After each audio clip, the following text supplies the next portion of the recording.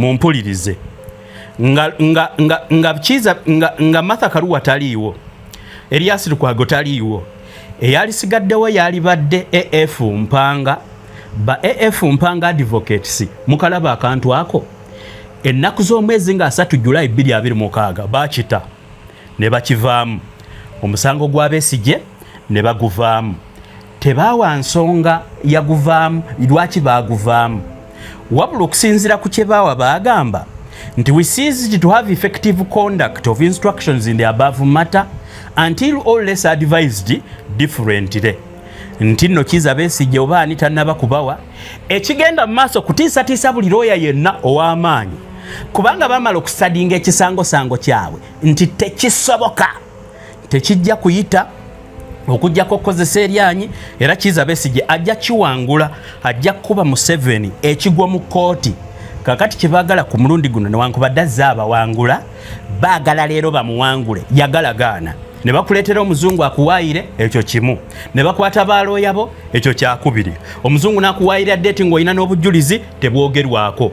Muwulira n'ofayiringa oli n'akutiisatiisa okutta ng'ate yoyo ava mu famire gya kukwayiriza nti wali oyagala gitta, ekyo kyakusatu. N'obeera mu kooti oli n'agamba nti waliwo omuti gwe yategese okukutuga, ekyo kyakuna. N'ogezaako okugenda mu kooti ofune omulamuzi abitunulemu ne bakuleetera kaada w'enaaremu. Kaada w'enaaremu n'agusala nti olina baalooya bwe wabadde olina okubanga okola ki. Kakati ate kembadde neerabidde n'ogamba nti kati weewaawo kanwanyise okugenda mu kooti maasho ne bakusosa mu kooti y'amagye nga bakukusiza bukukusa akina bakuleetedde mu buutu bakuwambye buwambi ne wafulumwa obutambi bwa CCTV. Kati ate gy'oli mu kkomera ne bakuteekako omusirikale kapiteeni Owola eyali ku musango omulala ne bamuleeta ne bakugamba omusango wagukola n'ono, wuno omusirikale gwe wagukola naye ate ng'omuntu oyo yalina omusango omulala gwe yaliko ng'ate musajja musirikale gwakwagala kuwamba gavumenti ng'akoze n'ekibiina ky'abayekera gwe baali bamuvunaana. Kakati gwe baali bamuvunaana omulala ng'ogugo tegutonnaba gukola ne bagugattirira, kati ne bakuleetera omuzungu nti musajja mukulu itandikano Dr. Kizza Besigye ennaku z'omwezi nga 7 omwezi guno gwennyini gwe tuli mu Agusto 2026 baamukukunulayo dda mu ddwaliro e Mulago ne bamuzaayo mu kkomera e Luzira. Ababadde beebuuza Kizza Besigye gyali baamunoonya mu kkomera nga taliiyo, be baamusiba naye baamunoonya mu Siikibbe nga taliiyo, n'abali munda mu kkomera ne bagenda mu ddwaliro ya Action Bay ne bamunoonyayo nga taliiyo. Kyewuunyisa era nkyakwewuunya gwe ayagala okufaanana Besigye nti ng'olowooza nti nno waaye kale kabansibe n'afuna services, kabanzije mu court martial n'afuna services mu Uganda prisons. Kizza Besigye baamunoonyeza nga mu kkomera taliiyo, kyokka ate ng'abali mu makomera weewuunye force eyo.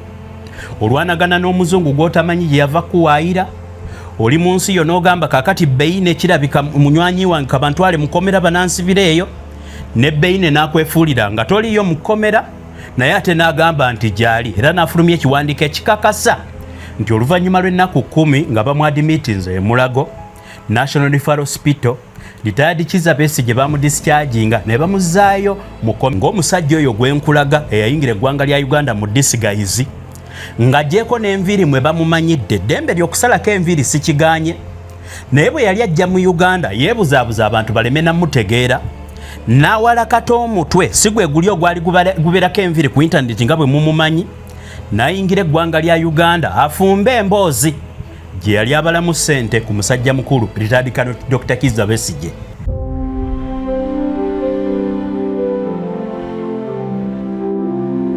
Whispers of clocks in the dark of the night, the hands keep turning, no wrong or right,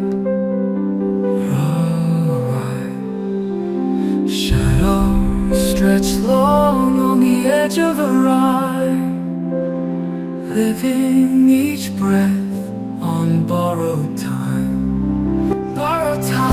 like a flame in the breeze, slipping through fingers with effortless ease. Every heart beats a note in the chime, dancing the waltz of borrowed time. If you're younger than the consent age, viewer discretion is advised. Mbabuuzaako basebo ne banyabo mwenna bataddeko Media Choice Africa okwetooloola ensi yonna mbebaza nnyo emirimu gyonna gye mukozeeko olunaku olwaliro ne mbaaniriza nateera mu puroguramu yaffe eno endala. Erinnya lyange yenze Kankaka Emmanuel Peter.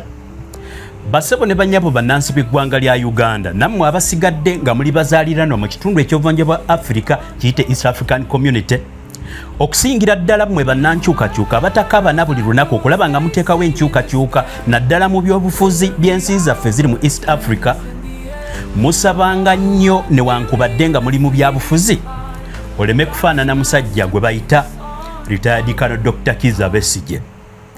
Neewuunya ng'era neebuuza oba waliyo omuyizi yenna mu ssettendekero yonna asomesa ebyobufuzi ayinza okubeera ne inspiration n'agamba nti nze njagala nfaanane Besigye.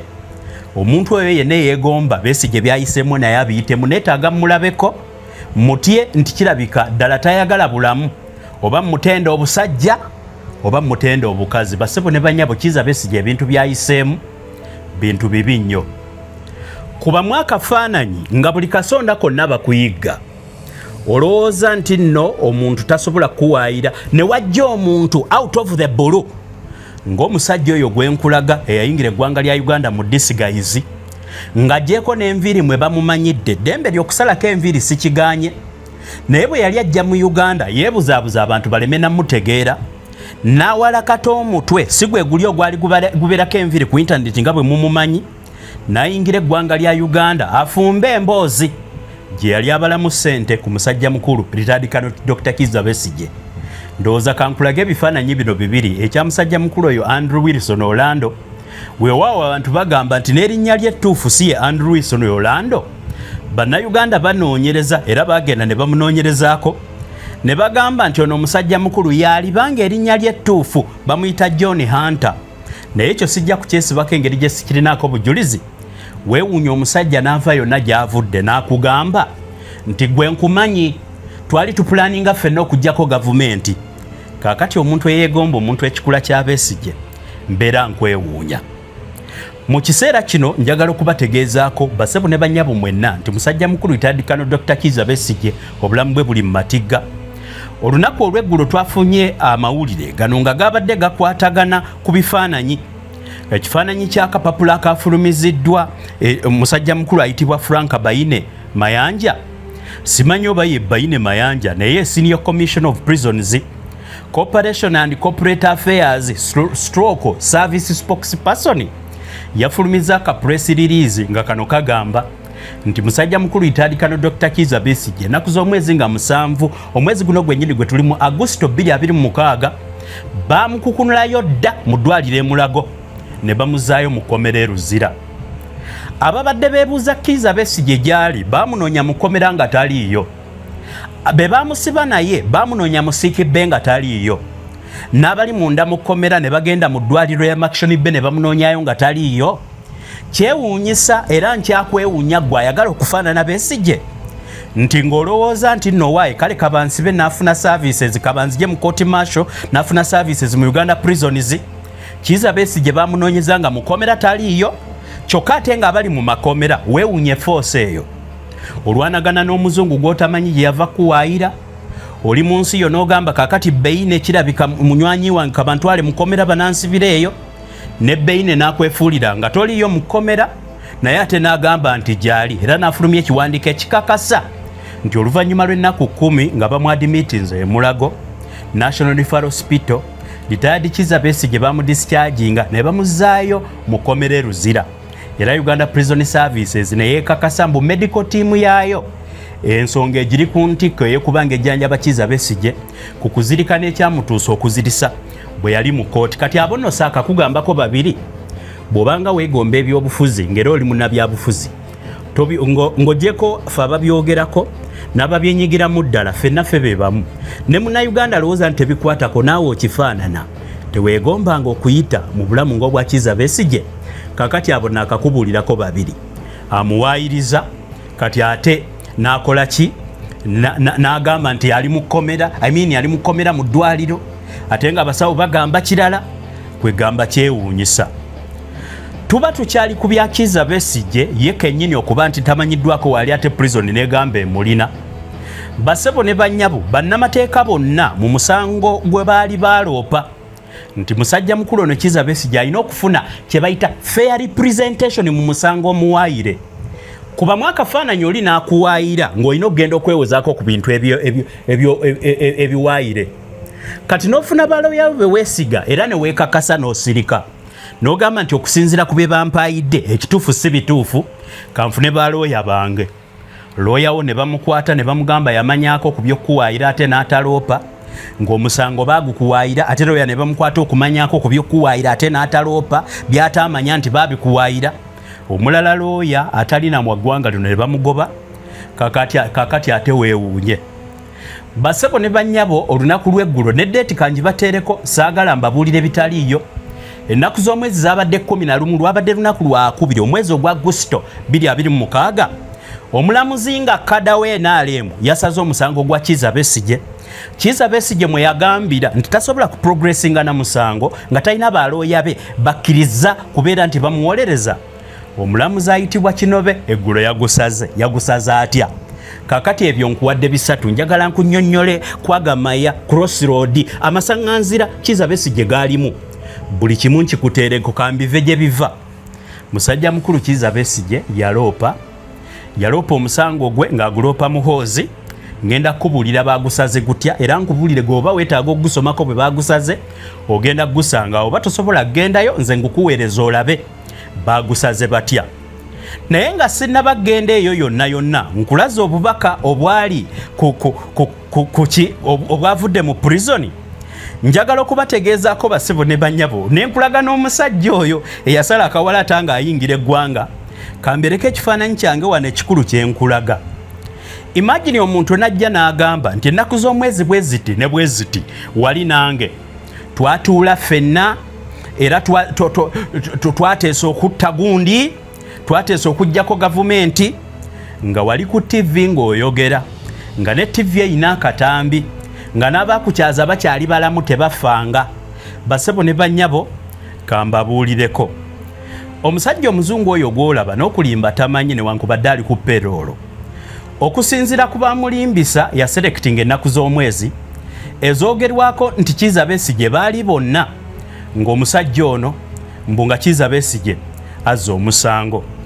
Okusinziira ku musajja ono agamba nti yaliko ne Kizza Besigye mu meeting, kyokka meeting gye yaliko nayo emu.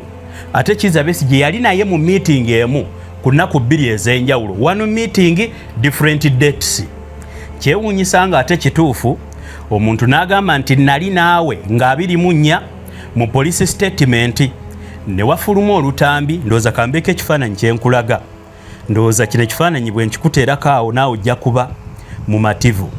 Ekifaananyi kino nja kyeyazika ewa munywanyi wange munnamawulire omusajja mukulu ayitibwa Mkungu Al-Mahadi Adam eyakyaza retired Colonel Dr. Kizza Besigye. Omusajja Andrew Wilson Orlando omufere 911 gwenkulaze yasala akawala atamuleme mutegeera. Kooti neeramula nti temulina namutunuzaamu kamera. Yagamba nti yali ne Kizza Besigye nga bateesa okuggyako Museveni n'amusaba drone ezinatta Museveni. Nti bano baali bonna ennaku z'omwezi nga 24 omwezi ogwa January 2026. Akonno kamu contradictions nyingi. Naye bwe nkutwala ku mutukutu ogwa Kungu Al-Mahadi Adam mu katwiti ako kenkulaga nkajjeeyo konna nsobola okutegeeza. Ku ssaawa 6:08 ez'emisana Mahadi Kungu January nga 23, 2024 yapostinga kaposti ako ng'atudde ne retired Colonel Dr. Kizza Besigye n'ateekako ebigambo bino wammanga nti this morning I had the opportunity to host a 4-time presidential candidate, the retired Dr. Kizza Besigye on Sanyuka TV, discussing topical issues of national importance. Ebisigadde byesomere n'ebifaananyi biibyawo. Kakati akonke yaziseka omusajja mukulu omu ku bannamawulire bekyasiiza okwagala bamuyita Al-Mahadi Kungu. Kyewuunyisa ng'ate kituufu nti omusajja omuzungu yawaliza Besigye nga n'obujulizi obwo buli overwhelming ng'era bannansi mu bulaba nti bino biwaayire. Nakutandikidde nkugamba nti omuntu akuwaayira omusango n'olowooza nti nojja gusinga n'ogamba kanfune balooya nnyina obujulizi n'ogamba nti kanziruke mu kkooti y'amagye gye batasobola kusala bulungi misango kangende mu kkooti y'abantu ba bulijjo ne bakusuula ku mulabewo Emmanuel Baguma nga ne kye yakkola nga tannaba kujja mu kkooti naawe okimanyi ne mugasimbagana ne mulabewo nga yakulamula.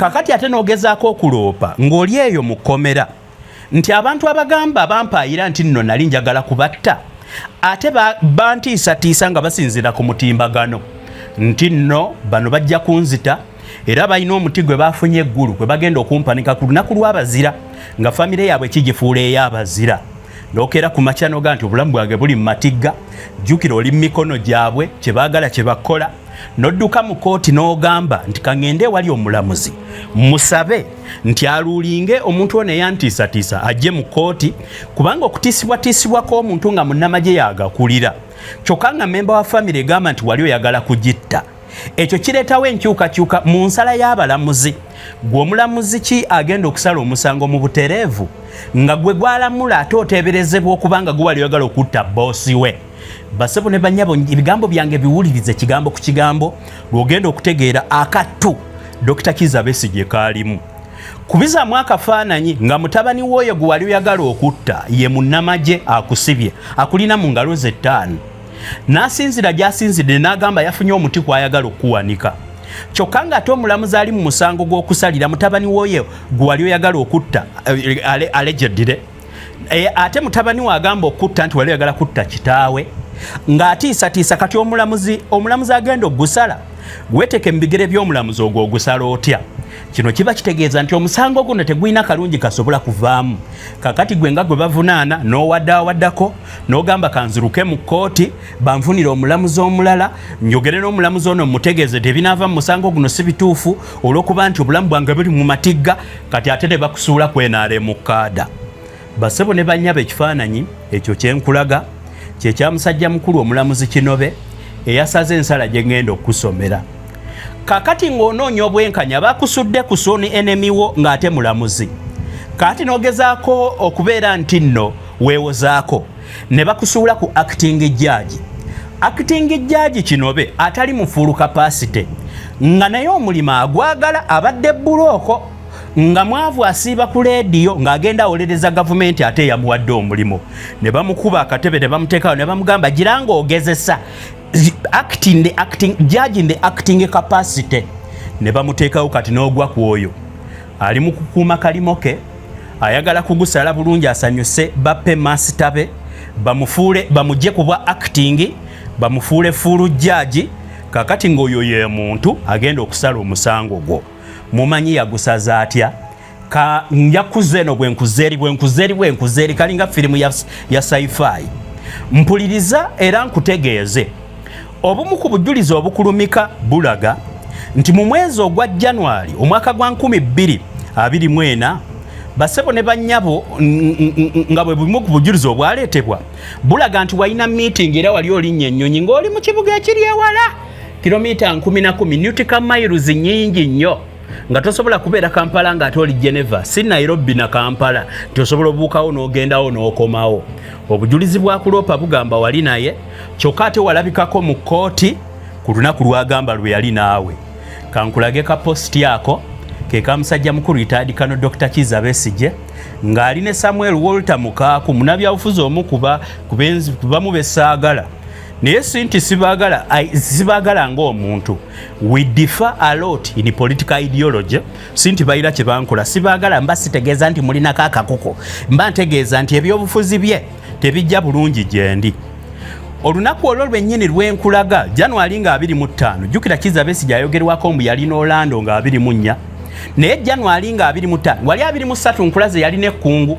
kati n'abeera n'Orlando Geneva nga 24 imagine kati ate n'abeera mu kooti mpozi singa ono alina akazungirizi ke tutamanyi obanga Kizza Besigye muloga atambulira ku lweyo bwe kiba nga atambulira ku lweyo okuba nga atuuka mu kooti e Geneva oba kubanga abuuka e Geneva ndowooza yasobola okubuukawo positi eyo ya Kizza Besigye ku mukutu gwe gwennyini nti olwaleero mwami Samuel Mukaaku nange tugenze mu kooti y'oku Buganda Road nga tulina emisango gye batuvunaana incitement to violence gye babadde batuvunaana okuva nga May 2022 kakati basebo ne banyabo posti ezo ziraga ebifaananyi bya Besigye munda mu kooti era yavaayo ayina n'obujulizi bwa katambi nga looya we musajja mukulu Erias Lukwago boogera osobola okapuulinga n'okajjayo gavumenti ya Museveni ng'ekola ebintu etuyita basiru bannayuganda balowoozaako ng'abajega. Museveni ne ttiimu ye bakola bino engeri gye bawangalidde mu buyinza balowooza nti tuli beebafu. Kakati obujulizi ekikula bwe kityo nga weebuli oli n'akusiba emyaka nga deeti gy'ayogerako yeeyo kyokka ng'ate olina we wali ng'olina ku katambi. Kakati kambeeko bye mbabuulira. Musajja mukulu Justice Simon Kinobe, Peter Kinobe, Justice Simon Peter M. Kinobe olunaku olw'eggulo yagobye okusaba kwa retired Colonel Dr. Kizza Besigye n'amugamba byonna bye wawaabira muhoozi si bituufu. Nkugambye yani yoli kadawo NRM yeesimbawo mu kafaananyi ako kenkulaga ndowooza okalaba bulungi. Ensi Uganda teweegombanga mu by'obufuzi okuyitira mu bigere bya Kizza Besigye. Abayitiddemu osobola okubalabako ne bakuwa ekyokulabirako.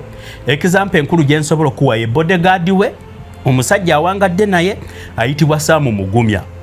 Nga newankubadde gavumenti ekyo kyeyagala tutya okufaanana Besigye, sikugamba nti n'okuvuganya gavumenti embi musango oba okugiyeekera ogijje mu buyinza si musango n'akamu n'akeddagala. Kisinzira ku nkola ki gy'oyiseemu, kubanga ne Museveni okujja mu buyinza alina bye yali agamba ebyali ebibi. I'm not telling you that government erina okututiisa nedda. N'alibadde sikyali wano nga soogera ku threats nange zenfuna, naye njagala okukutegeezaako nti oyo yennyini kaddawo enaali mugwolabye kankutwale nkulage omusango yagusaza atya ye ate guli mbaale kangukuteerewaawo. Bassebo ne bannyabo ekyo kyolaba kyekiwandiiko bw'oba okyetaaze kiri ku Uganda Legal Information Institute. Uganda Legal Information Institute bakitaddeyo. Colonel Dr. Kizza Besigye and Ajo Bedi Reverses Mosca in Rugaba the Attorney General. Miscellaneous application number 248 eya 2026 11 Agosto 2026 olunaku olw'eggulo ensala eno bwe yaweereddwa. Bwetyo nga bw'ogiraba era bwe nkugaziyizaawo Simon Peter Kinobe yagitaddeko muki omukono signature oziraba. Basepu ne bannyabo ruling yiyo mpanvu naye obutakumalira budde kanji kusamalizingire nkutegeeze ruling eno yabadde etya. Bw'obanga ogyetaaze njagala okugende ku mukutu gwa Uganda Legal Information Institute ogyesomere mu buwanvu bwayo weekakase ono yagambye eki. Mwabataagala nnyo kusoma bintu biwanvu bino n'abatamanyi kutaputa bintu by'amateeka kambayambe. Basabo ne bannyabo Justice Simon Kinobe yagobye okusaba kwa Besigye mu biri byonna bye mbadde nkunnyonnyola. Yasinzidde ku nsonga ki? Besigye yawaaba atya omusango kubanga ono kwe yasinzidde okusala nti byawaaba bya kisiru era abigobye era muhoozi talina musango gwonna gw'alina kuddamu ku bye yakola Besigye byabadde agamba era omusango gulina okugenda mu maaso tewali kigulemesa. Besigye ne Ajo Bedi Lutale bakomplaininga nti looya waabwe Kenyan Senior Counsel Martha Karua bamublocking okuyingira eggwanga lya Uganda. Nkubuulira biki bye bakoze eki bye babadde bye bawaaba ebituufu si gwe byolowoozaako. Nkubuulira bye bawaaba ndyoke nkubuulire Kinobe bwe yabisaze kadawo NRM. Basooka ne bawaaba nti yakuliramu okubanga yakulira okuwolereza Besigye bamudipotinga era ne bamulebolinga era nga bano bagamba nti yali blocked ku kisaawe Entebbe ne bamuyita prohibited immigrant atakkirizibwa kuyingira nsi oba mu lulimi olw'amateeka gwe bayita persona non grata era ne bamuzaayo. Ekyokubiri kye baloopa nti looya waabwe musajja mukulu Erias Besigye Elias Lukwago ne Besigye bafuuka be bamwe baba nakyusa n'amannya nga bwe mbayise mbu babakwata era ne babataininga. Bwe mba nseka Basebo ne bannyabo saagala kwipinga gulume face. Programu zange saagala zibeerewo kulwaza bantu mitima. Omuganda alugera nti n'ebyembi byesekerwa kiyitibwa kubeera sarcastic. Weewunyaawo kyekisesa naye lwaki mmwenya. Saagala mutima kunvaamu kulw'ensonga z'eggwanga. Muwulire Basebo ne bannyabo okukwata bano ababiri mu keesi nga bwe bagiroopa. Bano baali baloopa nti kino kyabalemesa okufuna balooya be beerondedde lawyers of their choice era nti nno guno omusango ennyingiri gye guli criminal ate nga guli related ku kumenya ku kulinyirira ddembe lya buntu. Kino kireetera byonna ebigenda mu maaso kubanga tebijja kubaamu mazima na bwenkanya era basaba kooti edikiralinge nti eddembe lyabwe lyalinyirirwa, odalinge kooti ezeeyo emabega ekiragiro ky'okugoba Martha Karua oba deportation decision eyakolebwa ku Lead Council, saako okugamba Muhoozi alekerawo okuinterferinga n'ebigenda mu maaso ataasasule olwa damages ze yakola. Kaakati bassebo ne banyabo zezina ensonga lwaki Kinobe omusango yagugobye. Esooka Mbukiiza Besigye okufiringa deportation yagifiringa bubi. Wrong procedure for challenging the airport oba deportation decision. Kwe yasinzidde okubanga agoba omusango wa Kizza Besigye yagambye Mbukiiza Besigye omusango in simple terms yagulopa bubi. Challenging whether immigration officers lawfully declared Karua a prohibited immigrant and kicked her out is properly done through a judicial review.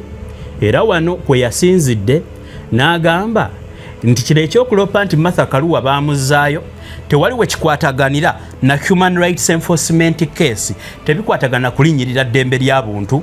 Besigye bw'aba ayagala okulopa nti looya we baamuzaayo mu bumenyi bw'amateeka alina okuddamu n'aloopa omusango omulala ogutali ku guno, wabula bino tebikwatagana na bye yaloopa.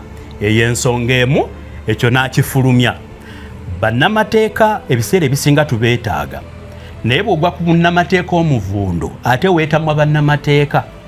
Basebo ne banyaba ensi eno temulaba nti constitution twagikola. Constitution kipapula bupapula, bannansi bwe bakeera ku makya ne banyigirizibwa ne bagamba nti ekyo ebyo si bye twakkaanyaako. Bannansi basobola okukeera ku makya ne babyamendinga ne bakola another supreme law of the land. But before nga tebannagikola ofuna bannamateeka n'abalamuzi, ofuna abalamuzi abakukeesa kye bayita amateeka bafaanana Kinobe.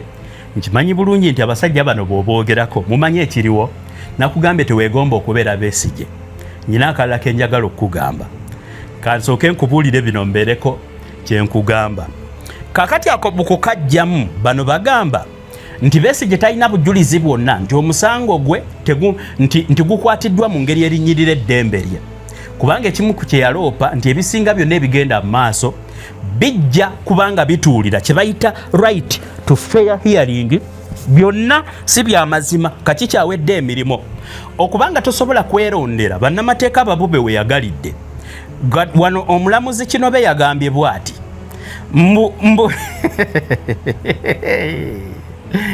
Bannange Museveni afukidde ensi yaffe. Bane Museveni afukidde ensi yaffe, Katonda yagenda omututaasa. Muwulirize.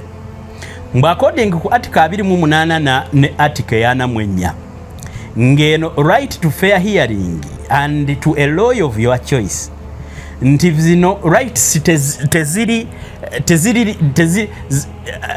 is not completely unlimited. Rights zino ng'oyagala okuzijjayo, you must exercise them reasonably so that the case can kwegamba olina okuteekamu amagezi ng'oexercising right eno newankubadde nga right zo naye olina okuteekamu amagezi. Kitegeeza Kizza Besigye akozesa busiru okubanga abanja eddembe lye. Kinobe bw'atyo bw'agamba. Kigambibwa nti okujjako kwa Karua saako ne musajja mukulu Ssaalongo Erias Lukwago bano baabawa balooya abalala, era Kinobe yagambye nti applicant retired Colonel Dr. Kizza Besigye n'Obedi Lutale balina balooya bangi abalala abasobola obbawolereza about law firms 13 ne ba advocate 50 abalina obbawolereza. Naye nnyina nga sinaba kweyongerayo kweyo ensonga yennyini, akantu ke mbadde njagala okubagamba, akantu ako ye naakabagamba bugambi ndowooza kankabalage ye kako kali luddawa, akantu ako koolaba. In the Criminal Division of the High Court of Uganda at Kampala, criminal case number 335/2025, Uganda prosecution versus Kizza Besigye, the Register of the Criminal Division of the High Court, notice related to instructions via EQMC. Basebo ne banyabo, Justice Kinobe yalulinze nti Kizza Besigye alina balooya bangi basobola okulondako, naye Kizza Besigye balooya bonna be yalonda okumuwolereza abasinga bali bweru wa ggwanga, abalala bakubirwa amasimu agabatiisatiisa. Musajja mukulu Lukwago yakwatibwa, Martha Karua n'adipotingibwa. Kaakati ako kenkulaga kavudde mu be bayita bampanga. Basabo ne banyabo kanka kusomere ndyoke nkubulire AF Mpanga ba advocate kibagamba. Baloya baali basigaddewo be wali gambye nti mu Uganda baamanyi. Basobola okukwata omusango ne baguzitoya. Sibe baloya ba Kimbuyege be baterawo gundi be baterawo bannalubiri be baterawo Kizza Besigye nti kwa balonda mu mpulirize nga Kizza nga Martha Karua taliiwo, Erias Lukwago taliiwo, eyali sigaddewo yali badde AF Mpanga ba AF Mpanga advocates mukalaba akantu ako ennaku z'omwezi nga 3 July 2026 bakita ne bakivaamu omusango gwa Besigye ne baguvaamu. Tebaawa nsonga yaguvaamu lwaki baguvaamu wabula okusinziira ku kye baawa baagamba nti we ceased to have effective conduct of instructions in the above matter until all less advised differently. Nti nno Kizza Besigye oba ani tannaba kubawa ekigenda mu maaso kutiisatiisa buli looya yenna ow'amaanyi kubanga bamala okusadinga ekisangosango kyabwe nti tekisoboka tekijja kuyita okujjako okukozesa eryanyi era Kizza Besigye ajja kiwangula ajja kuba mu 7 ekigwa mu kooti. Kakati kibaagala ku mulundi guno newankubadde azze abawangula baagala leero bamuwangule yagalagaana. Biri byonna obijjukira byenzize nkugamba nti teweegombanga munnabyabufuzi n'olonda Besigye ne bakuleetera omuzungu akuwaayire ekyo kimu ne bakwata baalooya bo ekyo kyakubiri. Omuzungu n'akuwaayira ddeeti ng'olina n'obujulizi tebwogerwako muwulira n'ofayiringa oli n'akutiisatiisa okutta ng'ate yoyo ava mu famire kwayiriza nti wali oyagala gitta ekyo kyakusatu. N'obeera mu kooti oli n'agamba nti waliwo omuti gwe yategese okukutuga ekyo kyakuna. N'ogezaako okugenda mu kooti ofune omulamuzi abitunulemu ne bakuleetera kaadawo enaaremu. Kaadawo enaaremu n'agusala nti olina baalooya be wabadde olina okubanga okola ki. Kakati ate kembadde neerabidde n'ogamba nti kati weewaawo kanwanyise okugenda mu kooti maasho ne bakusosa mu kooti y'amagye nga bakukusiza bukukusa akina bakuleetedde mu buutu bakuwambye buwambi ne wafuluma obutambi bwa CCTV. Kati ate gy'oli mu kkomera ne bakuteekako omusirikale kapiteeni Owola eyali ku musango omulala ne bamuleeta ne bakugamba omusango wagukola n'ono wuno omusirikale gwe wagukola naye ate ng'omuntu oyo yalina omusango omulala gwe yaliko ng'ate musajja musirikale gwakwagala kuwamba gavumenti ng'akoze n'ekibiina ky'abayekera gwe baali bamuvunaana. Kakati gwe baali bamuvunaana omulala ng'ogugote tonnaba gukola ne bagugattirira kati ne bakuleetera omuzungu bodyguard Kanyama atwala abantu ng'akuuma bakuume nga ba bodyguard bwe mubamanyi ne bakugamba nti oyo amuziddiira.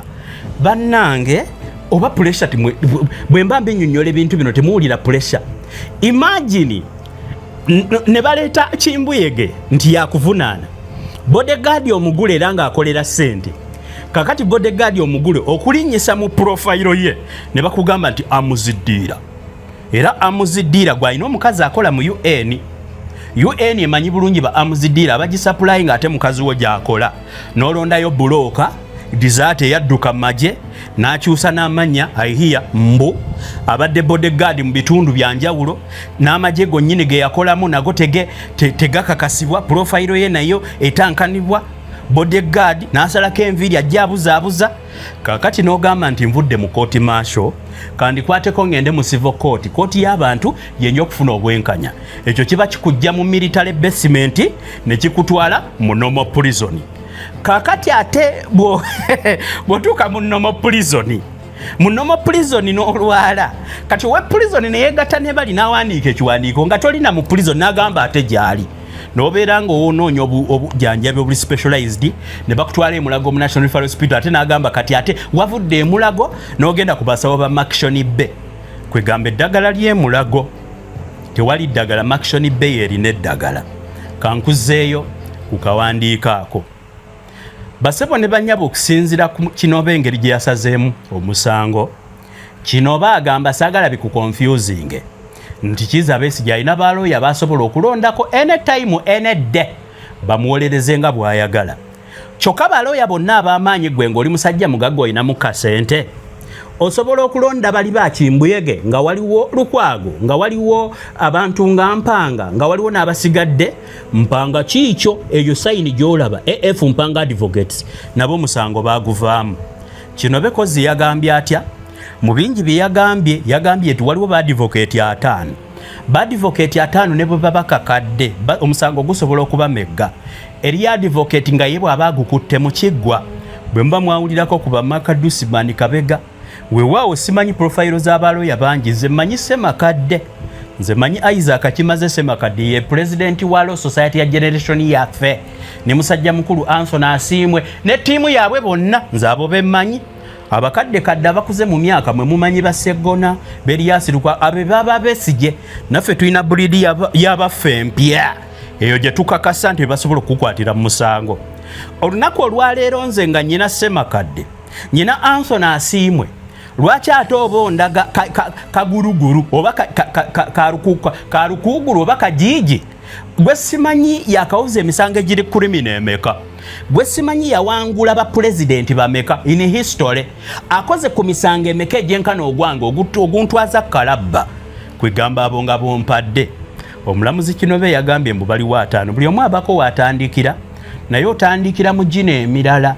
Omusango ng'ogwa Kizza Besigye ogulimu nti yali ayagala kutta Museveni nga mutabani we ya CDF okuguyingiramu oyina kuba wumete oyina kuba nga nze omanyi mu mpeereza y'amawulire abantu bamparanka ne bampa n'erinnya nti nze Emmanuel Gumite naye okusinziira ku struggle amannya tugeewa naye mbakakasa kyetwagala buyinza kaki kyono yenna ne bwe twetuuma amannya gameka weewaawo bw'oba oli agadde olimpita sirigaana naye ne bwe twetuuma amannya ameka twagala power basebo ne banyabo amannya gakola kinene naye ate wano mu struggle nga twetaaga kugusa bwe batolina buyinza tosobola kutereeza bintu nga bino. Kooti okusinziira ye Kinobe yagambye mbutayagala Kizza Besigye ayongereyo kintu kyonna kyakuwanvuya musango nti kubanga afunye adjournments nnyingi. Kakati wulira bwe yayegedde ku Martha Karua ekyokubanga bamudipotinga ku kyokudipotinga Martha Karua mweri ensala yonna gyenkulaze agamba nti okudipotinga Martha Karua tiwali wekimulemeseza kuwa bano baloya abasigadde kubawa guidance mbwa nti kati mu Uganda mulimu virtual system Martha Karua asobola okusinzira eyo n'akuba video call weewaawo ogolooza kisoboka era kisoboka sikuganye naye video call gy'okubira mukazi wo ne mwogera ku nsonga z'ennimiro abakozi gye bataakoze bulungi olowooza efaanagana ne video call ng'owoza musango gwa butemu olowooza osobola okubeera nti nno video call eno eyitamu n'oyogera ne Kizza Besigye n'Abedi Lutale abali mu maximum prison. I think n'ekirala kiri about the right of someone lawyer bw'aba asazeewo nti awulapia physically gwe lwaki omukaka video call. Kinobe yibwatu bwe yagambye anti acting anoonya confirmation mujja zifuna abantu bonna baweddewo mujjukira ndowooza nnyinako embadde sinaba kubajjukiza musajja mukulu Aaron Kizza eyalwanagana n'omusango guno mu kooti marshal kozi baamukola batya ate naye baamukwata ate ne bamusiba ali luddawa yadduka. Kati buli lwoyo ow'amaanyi abadde ku Kizza Besigye ng'amufiirako ngera obujulizi abulina mumaze omuddusa mu ggwanga ne mumusuubiza omukwata abo abatasobola kudduka omusango baguzza ebbali kitegeeza ki?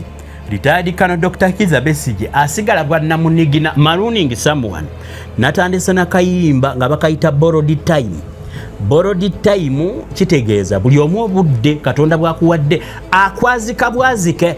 Ekibuuzo kiri nti bw'oli bw'omusisinkanye ng'akubuuza biki bye wakola mu budde bwe yakuwa olimugamba nti nabukozesa kulimirira balala kutwala balala kalabba. Museveni ne famire ye balibuulira ki Katonda mu budde obwo okujjako ebyo bimulaba bakola? Sinze Katonda saagala mbalamule kaneekuumire ku byansi nga bwe bitambula. Basabo ne bannyabo ng'oggyeko ekya Martha Karua Kinobe bwe yatuuse ku Erias Lukwago bw'ati bwe yalamudde ku gwa Lukwago mbokwata Lukwago Lukwago okubeera loya wa Kizza Besigye n'akwatibwa okubeera loya wa Kizza Besigye tekyamuggyako misango gye yakola. So okukwatibwa kwe bw'aba yakwatibwa ne loya asobola okuzza omusango n'akwatibwa yes towulira nga reasoning bwe mpulira reasoning z'abasajja nga bano okusinziira bwe basala emisango kanka katalinyangako na mulo sukulu nfuna obugumu n'endowooza nti actually nsobola okuba lawyer anytime oba nenfuuka nejjaaji kimpa amaanyi gw'owulira ng'ebyo singa obadde mukumpanya gwalaba programu yange weesiga ekifaananyi ky'omukumpanya nga bino ebyekikumpanya bino kino be byakola bw'oba naawe ng'onoonya kukolera peanuts obanga naawe oli acting ng'onoonya kuconfirminga si byo ebyekigwagwa bino by'osala imagine mbunno Erias Lukwago okukwatibwa yalina okukwatibwa okubeera lawyer wa Besigye temukimuggyako misango n'olwekyo ekyo nakyo si nsonga nkigobye nze nga kinobe bwatyo bwe yagusaze basebo ne bannyabo nja kusembyayo ku nsala y'omusajja ono ebintu bya Muhoozi bwe yatuuse ku Muhoozi Kizza Besigye bwe yamuloopa okugamba nti no yathreatening obulamu bwe ng'asinzira ku mitimbagano ono yagambye nti post za Muhoozi Kainerugaba kwasinzira nze Besigye kwe yasinzira okuloopa omusango talina bujulizi nti Besigye Muhoozi yazikola nti Kizza Besigye teyaleese bujulizi bumala bukakasa nti nebyogerwa ku mukutu gwa Muhoozi Kainerugaba ye yabyogera tewali bujulizi awo so Kizza Besigye talina bujulizi nti nno Muhoozi Kainerugaba yamutiisatiisa omutta era ebyo byayogera mu social media yamusabye omulundi omulala bw'abanga ajja gyali nga kino oba omuyivu yeetaaga solid evidence jangu n'obujulizi obukwafu obukutte era obuyimiridde shame upon